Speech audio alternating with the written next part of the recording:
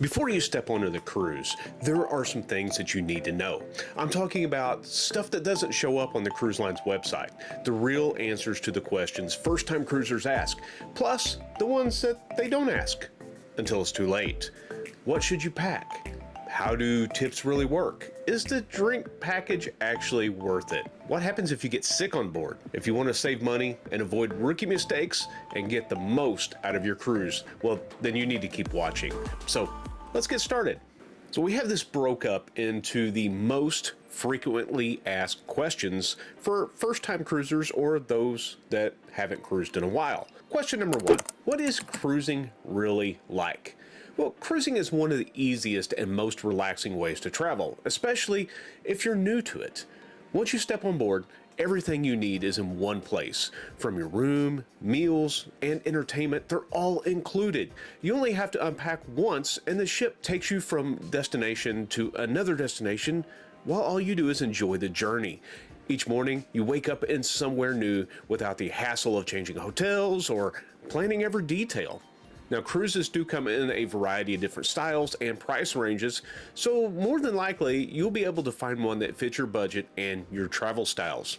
Whether you're looking for adventure, relaxation, or a mix of both, cruising offers a simple and enjoyable way to explore new places.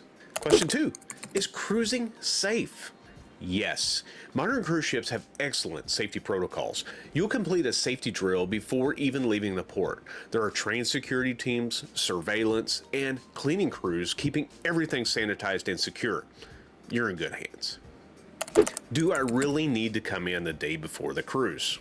Personally, yes. Arriving the day before your cruise is the safest option and gives you the best chance of actually making it to the ship. Flight delays, cancellations, missed connections, and other airport issues happen all of the time, and trying to fly in on the same day can be really risky. Some people do it and everything works out fine, but I've also seen plenty of people miss their cruise completely because they tried to cut it too close. Even coming in a day early is not always guaranteed. We actually missed a cruise once due to flight cancellations, and we had planned to come in the day before. That's why I always recommend giving yourself extra time and having travel insurance in place. Losing a cruise because of a flight issue, not worth saving a little money on a hotel. How early can I get to the ship? Most cruise lines begin boarding around 10:30 or 11 in the morning. Your exact boarding time is usually selected during online check-in. If your cruise line doesn't allow you to choose the time, then check your cruise documents. They'll list the boarding window, which is the recommended time for you to arrive at the port. Now, it's best to arrive during your assigned time. Some cruise lines may let you board a little early if you're close to that time, while others may have you wait. If you arrive late, well, that's usually okay. Most cruise lines will allow you to proceed with boarding as long as you're not past the final cutoff time. Now, keep in mind, if your travel documents say that the ship departs at 5 p.m., that's not the final boarding time. Final boarding is typically no later than 4 p.m. and sometimes even earlier. I personally wouldn't arrive later than 2 to 3 hours before the departure time. That gives you time to check in, board smoothly, explore the ship, and grab a bite before you sail away. The most important thing is not to miss that final boarding time. Once it passes, the ship will leave without you. What should I expect when I arrive to the cruise port? Well, arriving at the cruise port can feel a little overwhelming, especially if it's your first time. But once you know what to expect, it's actually a smooth process. Here's a step-by-step look at how this typically goes. So step 1, arrive at the port. That's a given. When you arrive at the cruise terminal, usually by car, shuttle, rideshare, one of the first people that you'll see is the porter. Now, they're responsible for collecting and transporting all of your checked luggage to the ship. They should have a uniform on, name badge, or some form of identification. It's completely normal and safe to hand your large suitcases to them. Just make sure that you've attached the printed luggage tags from your cruise documents ahead of time. If you forgot them, or you've lost them, don't worry. The porter will usually have extra on hand. Just save some time by doing it yourself. The luggage will arrive at your room later that evening. Now, it's customary to tip the porter a few dollars per bag. Most people usually tip between $1 to $3 per suitcase. Now, step 2. Keep essentials with you. Before you hand over your luggage, be sure to keep the important documents in your carry-on or your backpack. This includes your ID, your travel documents, medications, a change of clothes, your valuables, any chargers you may need, and anything else that you might need for the first few hours that you probably won't have your luggage. You likely won't see these checked bags again until later that afternoon or even into the evening. Now, step 3, entering the terminal and security. Now, after handing off your luggage, you'll be directed towards a terminal entrance. You'll go through security and a checkpoint similar to what you would see in an airport. Now, your bags will be scanned and you'll be asked to show your ID and boarding documents. Now, this may happen more than once during the check-in process, so make sure that you keep your ID and your boarding documents easily accessible. Step 4, check-in. Next, you'll head to the desk area. A cruise line representative will verify your identity, confirm your reservation, and then ask a few basic questions. Now, depending on the cruise line, they may take your photo or collect additional travel information at this time. Some cruise lines will give you a room key or a wearable armband, while others will have your key card waiting for you at your cruise cabin when your room is ready. Step 5, boarding the ship. Once check-in is complete, you'll head towards the boarding area. At this point, you may go through a facial recognition scan or even be asked to show your ID again. You'll even have the option to take an embarkation photo, which is offered as a souvenir. Now, this is completely optional. You don't have to do it, but it might be nice to have if it's your first cruise.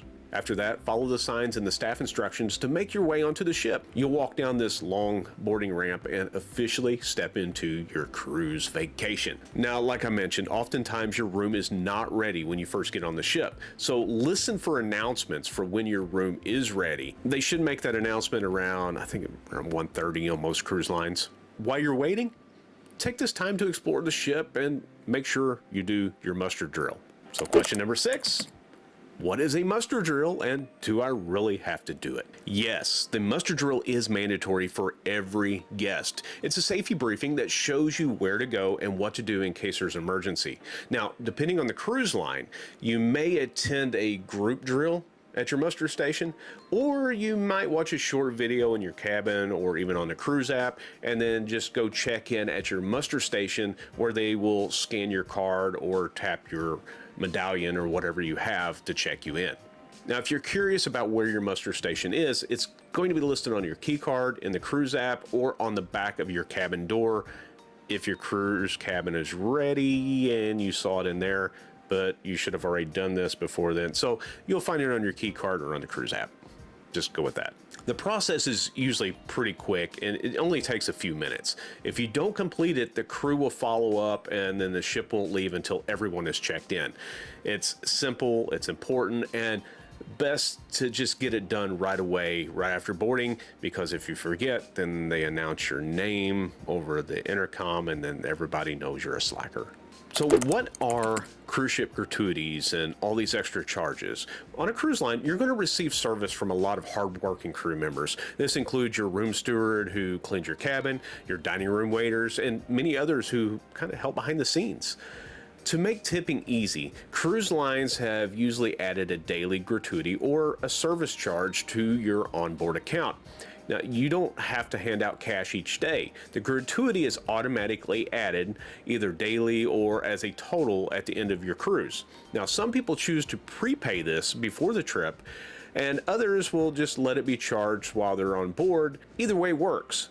Just know that these tips are a big part of the cruise income. Even though some cruise lines do allow you to remove them, I strongly encourage you not to do that. The crew works hard to make your vacation special, and these tips help support them. If you want to bring some extra cash and personally tip someone that has went above and beyond and given you some great service, that's a nice gesture to do as well, and it's always appreciated. Remember, it's completely optional. You don't have to. Do I need travel insurance, and what is it? This is a question that we get all the time, and here's why we will always say yes. When you travel outside the country, your regular health insurance usually doesn't cover you. On top of that, travel insurance protects you from other issues like trip delays, cancellations, lost luggage, and more. It's a relatively inexpensive way to give yourself a peace of mind in case something goes wrong. We've personally used travel insurance several times for things that could have cost us hundreds or even thousands of dollars. We've also had clients with unexpected medical needs where insurance saved them from massive out-of-pocket expenses. No one plans for something to go wrong, but sometimes it just does. That's why I always recommend having it. We never travel anywhere internationally without it, and I don't suggest that you do either. Packing tips and dress codes. Well, space is tight on cruise cabins, so pack smart. Bring swimsuits, flip-flops, walking shoes, comfortable casual outfits, at least one dressy option, adapters with extra plugs, no surge protectors though, those are banned. And some cruise lines don't allow multiple like three-way plugs. You're just going to have to check on your cruise. Check with the restricted items that's typically listed on their website. Make sure you bring, now I'm referring to like Caribbean cruises or warm weather here, but bring sunscreen, toiletries, motion sick meds, because you never know, especially if it's your first time. You may not be affected at all, but then you may be, and if you are, you're going to want to have them. Make sure you bring your travel documents, chargers, and a light jacket, because sometimes the evenings can be a little cool, even in the Caribbean. Some cruise lines do have theme nights or formal nights. You don't need a tux or a ball gown, anything like that. Just make an effort to look nice. A button-down shirt with some khakis, a nice dress, just no shorts or t-shirts. What happens if someone gets sick or injured on board? Every ship has a medical center with doctors and nurses. They're available 24 hours a day, especially for emergencies, but a lot of times the medical center itself has hours. But medical care on a cruise line is not free. It can cost you. This is why travel insurance is so important. It can cover medical treatment, emergency transports, or trip interruptions, like I mentioned. How does money work on a cruise ship? Cruise ships use a cashless system. When you check in, you'll link a credit card or a debit card to your onboard account. That card will be used to pay for anything that you buy on the ship, including drinks, excursions, souvenirs, and more. You'll receive a key card or a wristband that acts as both your room key and your onboard charge card. Everything that you purchase is added to your account, and then at the end of the cruise, the total is charged to your card. Now, there is another option. If you prefer not to use a card, most cruise lines offer a cash-based option. You can load a set amount of cash onto your account at the start of the cruise. Now, once this runs out, you'll have to go to guest services and add more before you can make additional purchases. It's usually a lot easier and less hassle just to have a card on file, but if you're someone who likes to stick with a set budget, the cash system can work just as well. What about somebody who has food allergies or dietary restrictions? Soon as you book your cruise, reach out to the cruise line or have your travel advisor reach out to them so they can make a note of your dining needs. There's usually a special team dedicated to handling this. It's important to do this as soon as possible so they can get the appropriate food on board. Once on board, make sure that you talk to your dining staff. They'll help you find the options that work best for your needs every night of your cruise. What is there for kids to do on board? Cruise ships are built with families in mind, and most offer dedicated kids club for ages 3 through 17. These clubs are split into age groups and include fun, supervised activities like arts and crafts, movie nights, video games, scavenger hunts, science projects, and group games. Man, now I kind of want to go. The programs are run by trained staff who specialize in working with children. The spaces are safe, secure, filled with age-appropriate entertainment. Now, older kids and teens usually have their own lounge areas with music, games, and just a space to hang out. Beyond the kids club areas, many ships also have kid-friendly pools, water slides, mini golf, arcades, sports courts, and so much more. Each cruise line is a little bit different, but there's no shortage of things for kids to do. I have several ship tours right here and even one here, and there's a whole bunch more on my channel. These will walk you through the kids club areas on different cruise lines. So take a look and see if I've covered the ship that you're planning to sail on. Yeah. It's a great way to preview what your kids will get to enjoy. Should I book my excursion early? Yes. The popular ones fill up very fast. If there's something that you're excited about, book it as soon as possible. You can book it through the cruise line, or you can use a third-party company. Now, here's a tip. Sometimes you can save a lot of money by booking through trusted third-party companies. We use several of them regularly, and I'll even leave a link to our favorites in the description below so you can check them out too. Are the drink packages really worth it? This really depends on the cruise line, how much you plan on drinking, and what you're drinking. There are many different packages, and some may be worth it and others not as much. If you're enjoying multiple alcoholic drinks or sodas or specialty coffee every single day, the package might save you some money. If not, it may not be worth it. Now, I do have several videos out on this topic as well, like here and on my channel. These videos will break down this topic and show you some numbers to help you decide. Be sure to check those out for some more information. Now, we have got this question many times, and typically it's from our clients that walk into their room and they see one bed, but they have 4 people. So we have cabins for 3 or 4 people, but there's only one bed. What do we do? How do 4 people fit into one cruise cabin if there's only one bed? Well, here's how it works. Most standard cabins are built for 2 guests, but many can accommodate up to 4 by using convertible options. That could mean a sofa bed, a pull-down bunk, also called an upper berth, or even a slide-out or stowaway bed that slides underneath the main bed. Upper berths are typically wall-mounted and they fold down at night. Now, just keep in mind that these beds often come with age, height, and weight restrictions. They're not meant for toddlers or large adults. Your room steward will set them up in the evening and then stow them away again during the day, so you're not losing space because there's not that much space to begin with. Housekeeping. Do they clean my cabin? Yes. Cruise ships include daily housekeeping. Your room steward will make your bed, refresh your towels, tidy up, and then even clean the bathroom. Poor guys. After you all on that buffet, cleaning that bathroom. On most ships, you'll have service once a day, usually in the morning or early afternoon, but some cruise lines still offer evening turndown as well. Just try to keep your room somewhat tidy. If your bed is piled with personal items, they may skip making it to avoid touching all of your personal stuff. How about room service, and how does it work? Well, room service is available on most cruise ships and is either free or it comes with a small delivery fee. Now, some ships offer it 24 hours a day, others may limit to certain hours. Menus do vary, but you'll usually find your basics like sandwiches, salads, breakfast items, and some desserts. Now, some cruise lines offer upgraded or specialty items for, of course, an additional charge. Make sure that you check your app or the cabin TV for the menu and even ordering instructions. Wi-Fi and cruise apps. Do I need it? Most cruise lines now have a mobile app that lets you see the daily schedule, find out what's open, check dining times, make reservations, and stay in contact with your travel group using an app messaging thing. All of this is included with your cruise and comes at no additional cost. You do not need to purchase Wi-Fi to use the basic features of the cruise app. However, if you want to message people back home, scroll social media, or stream videos, then you are going to need the Wi-Fi, and that's going to cost you a little extra. Now, internet packages are usually sold in tiers. Some offer basic browsing and email, while others include faster speeds for social media or some streaming services. Each cruise line has its own pricing and speed options, so it is definitely worth checking it out in advance to see if staying connected is important to you. Kids clubs, and how do they work?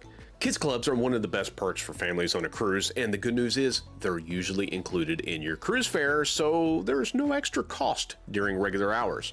Clubs are divided into different age groups, typically 3 to 5, 6 to 9, 10 to 12, and then you have your teens 13 to 17. Now, activities vary by age and could include things like crafts, scavenger hunts, sports games, science projects, talent shows, and video games. Teen spaces are usually more relaxed enclosed with games, music, and just hangout areas. On embarkation day, you're going to want to head to the kids club for open house to register your child. This is when you'll complete the permission forms and decide whether or not your child can check themselves in and out. And of course, that depends on their age. The younger kids must be signed in and out by a parent or authorized adult. And once you're registered, you can drop them off during club hours and the staff will handle the rest. Everything is supervised and safe, and it's well organized too. Some ships also offer late night group babysitting or slumber parties for a small fee, which gives you the freedom to enjoy dinner or a show or whatever you want to without the kids. Now, the kids club is a great way for your child to make some new friends and for the parents to get some well-earned downtime. Now, what if I have a kid that's under 3? What can I do with them? Well, cruising with a baby or toddler is possible, but there are a few things that you need to plan for. Some cruise lines offer nursery or babysitting services for children that are under 3, but these usually come with an hourly fee and limited availability. If the option to book is available before your cruise, well, then do reserve it early. If not, go straight to the nursery on embarkation day. Most ships offer an open house, like I mentioned, where you can go up, tour the spaces, meet the staff, and then sign up for available time slots. You'll need to fill out the registration form with the emergency contacts, feeding instructions, and approved pickup names. Once that's done, you can drop off your child during your scheduled time. Now, just remember that this does come with an extra fee that this part is not included. Now, what about swimming pools and stuff? Can toddlers use swimming pools? Well, here's an important heads up. Most cruise lines do not allow non-potty trained children in the swimming pools. That means swim diapers are not permitted in regular pools or hot tubs due to health regulations. The exception is splash pads, which are available on some ships, not all, and they're designated for the little ones. But like I said, not all cruise lines have them, so it is important for you and your family to check this out and do your research before booking your cruise line, especially if that's something that's important to you. So what else do I need to know when traveling with small children? Most cruise lines can provide a pack and play or travel crib if requested in advance, but supplies are limited. Not every ship has bathtubs either, so many cruise cabins are shower only, which might be a challenge if your child is still young enough for baths. If these things matter to you, well, be sure to work with your travel advisor or call the cruise line to confirm your cabin setup ahead of time. So how does the food work? Is it just breakfast, lunch, and dinner, or do I get snacks? What's going on with the food? You can eat all day long if you want. There's the main dining room, there's buffets, poolside grills, pizza, late night snacks. It's all included with the price of your cruise. You're not limited to just 3 meals a day. You can have breakfast at the buffet, lunch by the pool, snacks in the afternoon, and dinner in the dining room, or eat every meal at the buffet. Mix it up. Who cares? If you don't gain a few pounds on your cruise, well, you did something wrong. What about wheelchair accessibility and special needs? Cruise lines do a pretty good job at accommodating physical and medical needs. Some cabins are designed specifically for wheelchair users or people who need extra space for medical equipment. Work closely with your travel advisor or the cruise line to make sure that you're getting the right room. Cruise cabins are small, so not all of them are going to work for scooters or walkers or wheelchairs. Also, be mindful that some ports use tender boats instead of the gangway, and tenders may not be accessible for most mobility needs. So keep this in mind when you're choosing your cruise and the port destinations. Do I have to pay extra for food on board? The vast majority of food on board is included in the cost of your cruise. You can eat in the buffet, the main dining room, and most casual eateries at no extra charge. However, many ships also offer specialty restaurants. These might serve steak, sushi, Italian, have a chef's table experience. All these are for an extra fee though. These meals are optional, but can be a great way to celebrate something or just try something else unique. If you are interested in some specialty dining though, you need to book it early, as soon as you can at least, because they often sell out before the cruise even starts. Dining times and evening meals, how do they actually work?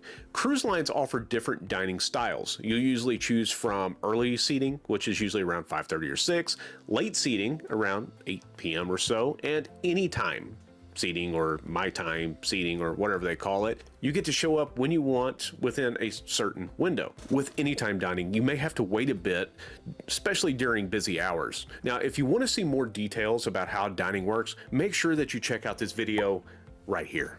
What if I miss my dining time? What do I do? Most cruise lines are flexible. If you miss your set dining time, you can usually eat at the buffet or one of the casual dining spots. The one big exception though is Disney Cruise Line, where rotational dining with your servers is part of the whole experience, and missing it could mean missing out on themed evenings. If you do miss it, there could be some spots to grab a bite open around the pool area, or you can order room service. Unfortunately, they don't have a buffet open during their main dining hours. Now, what about port areas? Do I have to get off the ship in ports? Nope, getting off is optional. Some cruisers do use port days as a perfect time to enjoy a quieter ship. Just know that the shops and casinos are usually closed while the ship is docked. You're also not locked into being off the ship all day if you do decide to get off. You can get off in the morning, come back on board for lunch, then head back out again. We've done that many times. What's the earliest I can book a flight home after a cruise? Well, most cruise lines recommend booking your flight no earlier than 1 p.m. on the day of your disembarkation. Now, depending on how far the airport is from the port area, I personally wouldn't do anything earlier than noon. Mid-afternoon flights are the safest option. Now, just keep in mind, just because a ship docks early doesn't mean that you can leave right away.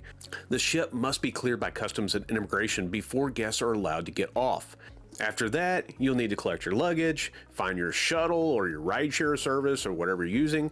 You get to the airport, and then once you're there, you still have to go through check-in and security. This entire process can take hours, especially at busy ports. Booking a later flight gives you some breathing room and even helps take the stress out of your travel day. If you're planning a cruise and you want to feel completely prepared, make sure to check out the other videos on my channel. I cover everything from drink packages and dining options, excursions, internet tips, and full ship tours that show you exactly what cruising is really like. Does all of this seem a little overwhelming? Well, that's exactly why having a trusted travel advisor makes a big difference. We've done this a lot, and we can help you sort through everything, avoid the common mistakes, and take the stress out of your planning. You don't have to figure all of this out on your own. That's what we're here for. Reach out to us or connect with a trusted travel advisor in your area who knows the ins and outs of cruising. So keep watching, hit that subscribe button, and turn on notifications so you never miss a video. As always, keep wondering, exploring, and discovering.